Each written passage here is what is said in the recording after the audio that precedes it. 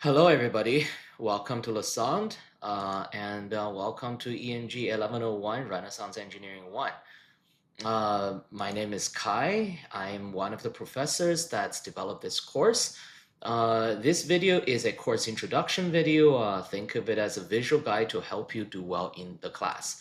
The video, really, we have two parts to this introduction. Part one is a course overview, and it answers the question, how do you participate in and study for this class? So Renaissance Engineering 1 is a flagship course of Lausanne School of Engineering here at York.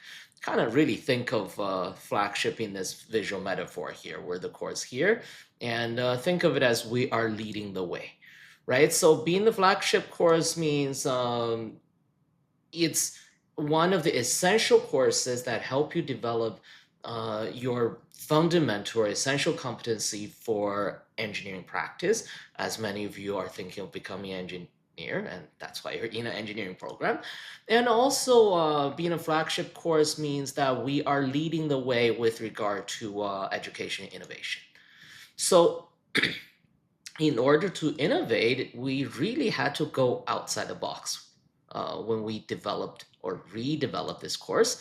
And that makes this course just a little bit different, right? And I really would like you to, I really would like to invite you to pay attention now, because the course is quite different compared to maybe what you have experienced before, and also maybe your other courses. Think of this video, these two videos, and as guide maps that's going to help you do well, right? We also prepared PDF slide deck that's available for you to refer to in the future. So ENG 1101 is a course that has 3 themes that's broken down to 5 modules.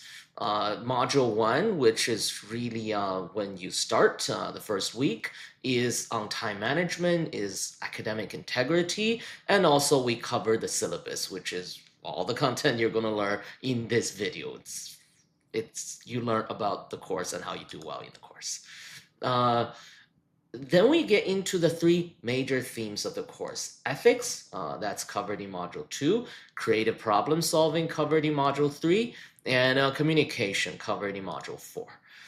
With Module 5, we have a final project, and the final project is intended to bring the 3 components of the course, 3 themes of the course, ethics, creative problem solving, and communication together.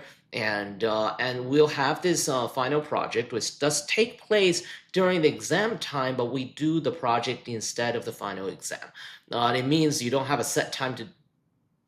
It's not like you go to exam location and take an exam.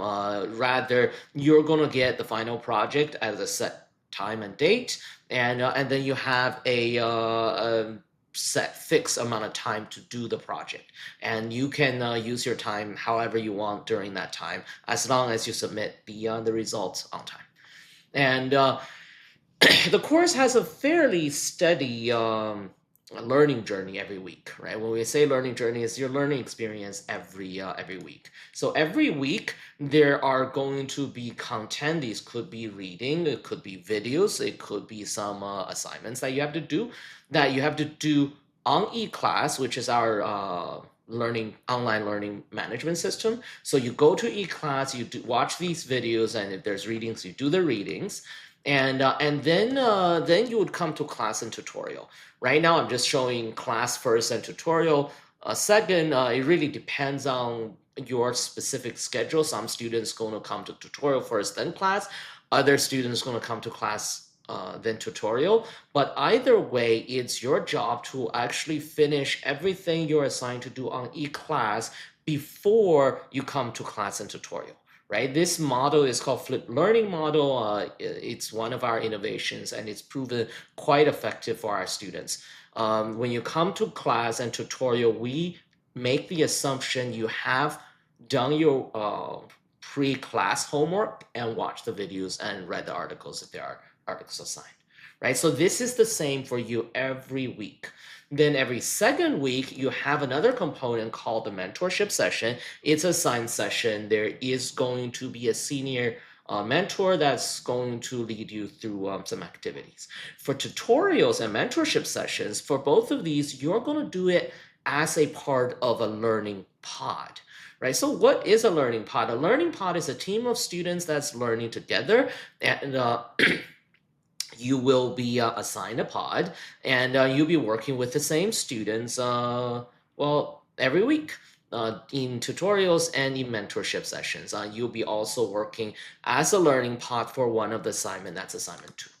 And so the word pod, if you don't know what that's referring to, it's actually an English word for a pod of hippos or a pod of whales, or it could also think peas in a pod, right? Hence learning pod. You are a group that is inseparable for this week, for this term.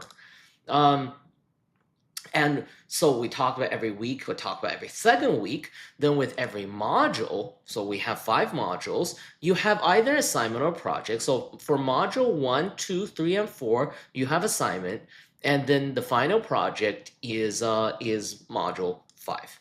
And for assignment 1, 3, and 4, and then the final project, which is for module 5, these are individual assessment components. So you're supposed to do these assignments and the final project by yourself.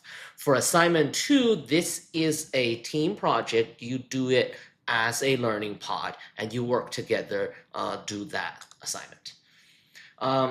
Another component of our class is the experiential learning event. These events are essential element of learning for our class. At LeSonde, we really emphasize the idea of learning by doing, and at LeSonde there are many experiential learning events that's available. I apologize for that interruption there. And we really want you to try these experiential learning events. So there is the major experiential learning events. These are required for assignment 4, or rather this is required. You only need to attend one of these, but you must attend one of the major experiential learning event before you start assignment 4, right? There are some options from past years I want to show. Most of these will take place on the weekend. There's the York Engineering Competition. Within the York Engineering Competition, there is actually a number of different options that take place on different weekends. Re-engineering, junior engineering, consulting, and innovative design. Most of these are 2 days design experience. We also have UN Hack, which is organized by our Best Lab, which is our entrepreneurship center. And for all of these, you need to register early, right? Remember, you must attend one of these before starting assignment 4, right? And it is a key to register early. So some students, every year we have students who, the day before assignment 4 and think, hey, professor, can I do there's still major experiential learning event that's left? And no, there isn't, because it's all done, right? So I would start looking now, and really should the next few weeks, the dates for the competition. They're not available yet, typically at the beginning of the term, but within the first 2-3 weeks, you should know where these when these competition will be, and when these events will be, right? Then there are the minor experiential learning events. These are required for participation grade, which you'll find out what that is when in part 2 where I talk about the grading system. So the minor experiential learning event can be any in-person events where you learn about something. It could be workshops, could be presentations, could really be anything. An hour or 2 is sufficient. Unlike the major experiential learning event, those are day-long or 2 days long hackathons type of events, right? And with regard to minor experiential learning event, it's quite different from a major. In major experiential learning event, we expect you to be a part of a team and work on some kind of design-oriented activity. For the minor experiential learning event, all we want you to do is do something where you learn something that you're not already studying in class. So it could be something like cooking, could be some sports event, could even be about gaming, right? I put gaming there because it's a good time to distinguish. So you're not just there to play games. That wouldn't be an experiential learning event. We want you to actually learn something. Right, and we don't care what it is you're learning, but you have to learn something. You are expected to write a reflection about what you learn at the end. So think about it that way. Do I have anything to actually write down what I learned? The purpose here is really to broaden your horizon and your perspective, right? These are really important attribute for professional engineers. And so as a part of this course for participation grade, you must attend 2 of these events, and you have to take a selfie because you're in person. Take a selfie to prove your attendance, and you should be able to see what's in the back. And when you take a selfie, just to showcase you're at the event, right? If you just take a picture with your face and with nothing in the back, that's not really much of a demonstration of your attendance. I hope that's fairly self-evident what that's supposed to be, right? So to recap, weekly there is e-class learning, and then you come to class and tutorial. Then bi-weekly there is an organized mentorship session. Every module there are assignments or project, and then on your own time you need to do a major experiential learning project, and this must be done before assignment 4, and a minor experiential learning project, and you need to do 2 of them. For the on your own time part, please start planning early, right? That is the key I would like to just early reminder to everybody.